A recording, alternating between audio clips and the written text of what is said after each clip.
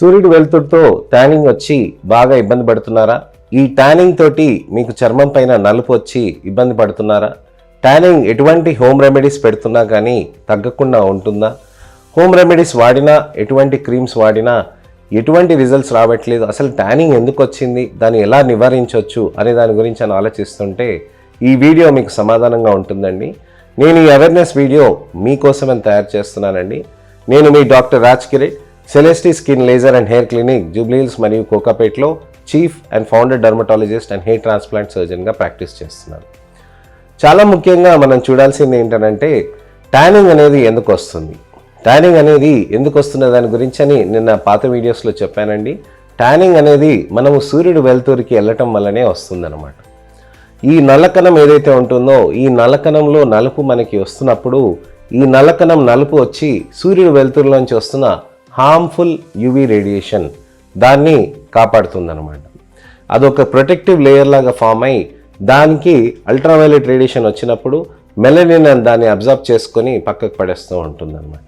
ఈ సూర్యుడు వెలుతురు నుంచి వచ్చిన హార్మ్ఫుల్ యూవీ రేడియేషన్ ఎంత ఎక్కువగా తగులుతూ ఉంటుందో నల్లకణం అంత ఎక్కువగా పనిచేస్తూ ఉంటుంది, అంత ఎక్కువ నలుపు వస్తూ ఉంటుంది. మాటిమాటికి సన్ ఎక్స్పోజర్ అయ్యిందనుకోండి, మాటిమాటికి సూర్యుడు వెలుతురు తగులుతుంది అనుకోండి, అప్పుడు చర్మంలో ఉన్న నల్లకణం ఏం చేస్తుందనంటే ఇంత నలుపు ఎప్పుడు కూడా ఉండాల్సిన అవసరం ఉంటుంది అని చెప్పేసి ఎక్కువ నలుపుని తయారు చేసి చర్మంలోకి పెట్టేస్తుంది అనమాట. అది ఎంత తక్కువ అవుతున్నా కానీ మళ్ళీ దాన్ని రిప్లెనిష్ చేస్తూ ఉంటుంది అనమాట. దాని పనే అది. ఊపిరితిత్తులు ఎలా గాలి తీసుకొని ఆక్సిజన్ తీసుకోవాలో, గుండెకాయ ఎలా రక్తంలో ఆక్సిజన్ నింపిన ఆక్సిజన్ని బ్లడ్ని మొత్తం సప్లై చేయాలో, మిగతా వాటికి ఎలా మజిల్స్ కండరాలు దానికి ఏ విధంగా పనిచేయాలో, ఎముకలు ఏ విధంగా దానికి పనిచేయాలో, అలానే నల్ల కణాలకి కూడా నిర్దేశితమైన కరెక్ట్ పద్ధతి దానికి నలుపు ఇవ్వటం అనేది దాని పని. సూర్యుడు వెలుతురు ఎంత తగులుతూ ఉంటే అంత ట్యానింగ్ అవ్వటం అనేది జరుగుతూ ఉంటుందన్నమాట. సో ట్యానింగ్ జరిగినప్పుడు మనం ఎటువంటి జాగ్రత్తలు తీసుకోవాలి అనేది మనం తెలుసుకోవాలండి. సూర్యుడు వెలుతురు మనం ఎప్పుడు తప్పించుకోలేమని నేను లాస్ట్ వీడియోలో కూడా చెప్పానండి. మీరు నా లాస్ట్ వీడియో కూడా చూస్తే మీకు తెలుస్తుంది ఎటువంటి జాగ్రత్తలు తీసుకోవాలని. సూర్యుడు వెలుతురు మనకి ఏ ఏ ప్రదేశాల్లో మనకి తగులుతుంది అనేది మనం తెలుసుకోవాలి. మన శరీరం పైన, ముఖం పైన, అలానే చేతుల పైన, అలాగే కాళ్ళ పైన ఒక్కొక్కసారి మనకి పడుతూ ఉంటుందండి. సో దాంతో మనకి నలుపు అనేది ఎక్కువగా అవుతూ ఉంటుంది. ముఖం పైన అస్తమానం ఎండపడటం లేకపోతే సూర్యుడు వెలుతురు తగలటం అనేది ఖచ్చితంగా ఉంటుందన్నమాట. సూర్యుడు వెలుతురు నేను అస్సలకి వెళ్ళనండి, సూర్యుడు అస్సలు నాకు తగలదు, నేను అసలు ఎండలోకే వెళ్ళనండి అని చాలామంది అపోహపడుతూ ఉంటారు. సూర్యుడు వెలుతురు ఎప్పుడు మన దగ్గరికి వస్తుంది, కానీ మనం ఎప్పుడు కూడా బయటికి వెళ్ళమన్నమాట. బయటికి వెళ్ళినప్పుడు మన ఎండ తగలటం వేరండి. అలానే మనం ఇంట్లో ఉన్నా కానీ ఎండ తగులుతూ ఉందనేది మనము అపోహలో ఉంటాం, అది తగలదు అని చెప్పేసి. సూర్యుడు వెలుతురు ప్రకారంగానే వాస్తులో మనకి ఎలివేషన్, వెంటిలేషన్ అనే రెండు విషయాలు ఉంటాయి. మనం ఎప్పుడు కూడా డోర్స్ ఓపెన్ పెట్టడం, విండోస్ ఓపెన్ పెట్టడం, అలానే మనము బాల్కనీలో, కారిడార్లో గాలి ఆడటానికని కూర్చోవటం, వంటింట్లో మనకి వెలుతురు ఎక్కువగా రావటం, ఇవన్నీ మనకి కారణాలు ఉంటాయి ట్యానింగ్ అవ్వటానికని. ఇది కాకుండా కానీ మనం జాగ్రత్తగా ఉంటూ తర్వాత మనం వచ్చి ఎండలోకి మనం ఒక అరగంట మనం నిలబడ్డా అది విపరీతమైన ట్యానింగ్కి, డ్యామేజ్కి ఆస్కారం ఎక్కువగా ఉంటుంది. ఈ ప్రదేశాలు మనం తెలుసుకున్నాక ఈ టైంలో ఎక్కడైనా మనం టైం స్పెండ్ చేస్తున్నాము అని అంటే ఖచ్చితంగా మీరు సన్ స్క్రీన్స్ పెట్టుకోవాల్సిన అవసరం ఉంటుంది.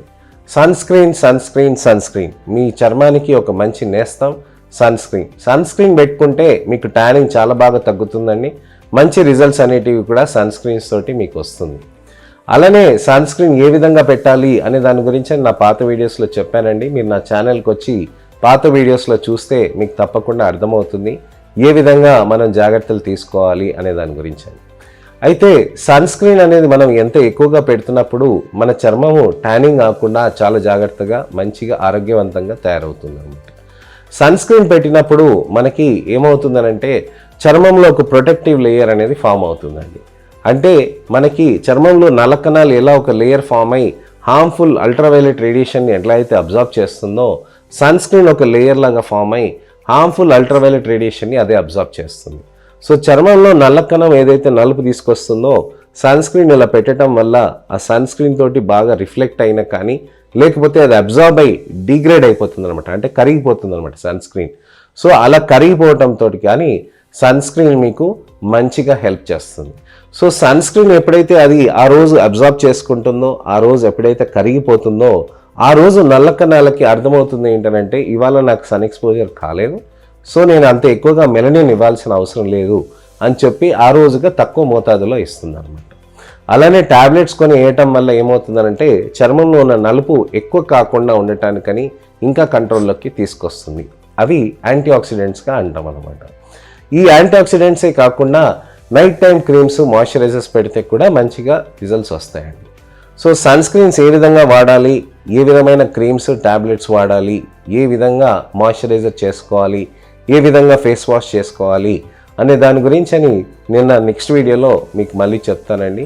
ఈ ఇన్ఫర్మేషనల్ అవేర్నెస్ వీడియో నచ్చితే కనుక లైక్ చేసి మీ మిత్రులకి, శ్రేయోభిలాషులకి, అన్న చెల్లెలకి, అక్క తమ్ముళ్ళకి, ఎవరికైనా కానీ మిత్రులకి, అమ్మ నాన్నకి, ఎవరికైనా ట్యానింగ్ ఉండి ట్రీట్మెంట్స్ లేవు, నాకు అనవసరంగా ఇది ఎటువంటి ప్రాబ్లం వచ్చింది అని ఫీల్ అవుతున్న వాళ్ళకి తప్పకుండా ఈ వీడియోని షేర్ చేసి నా అవేర్నెస్ క్యాంపెయిన్లో పాలు పంచుకోవాలనిగా రిక్వెస్ట్ చేస్తున్నాను.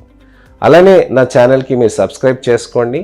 నా వీడియోస్ని అలానే షేర్ చేస్తూ ఉండండి. నోటిఫికేషన్ చేస్తే మీకు కొత్త వీడియో వచ్చినప్పుడు కూడా మీకు తెలుస్తూ ఉంటుంది. మళ్ళీ నెక్స్ట్ ఇన్ఫర్మేషనల్ అవేర్నెస్ వీడియోతో మీ ముందుకు వస్తానండి. నేను మీ doctor Raj Kireet, Celestee skin laser and hair clinic, Jubilee Hills మరియు కోకాపేట్లో chief and founder dermatologist and hair transplant సర్జన్గా ప్రాక్టీస్ చేస్తున్నాను. నమస్తే.